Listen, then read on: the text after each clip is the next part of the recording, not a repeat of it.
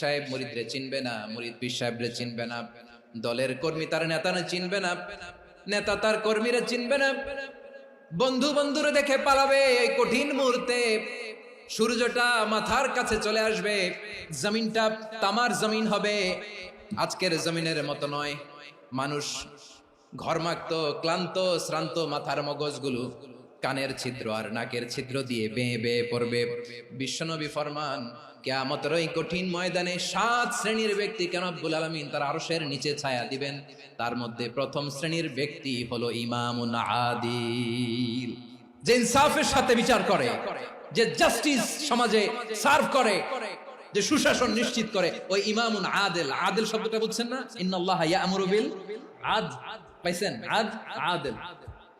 7 শ্রেণীর ব্যক্তিকে আল্লাহ তাআলা সুশীতল আরশের নিচে ছায়া দিবেন, যেদিন তার দেয়া ছায়া ছাড়া কোনো ছায়া থাকবে না। এর প্রথম হচ্ছে ইমামুন আদিল, ন্যায়পরায়ণ শাসক। চিল্লায় বলেন সুবহানাল্লাহ। আবার বিশ্বনবী বললেন,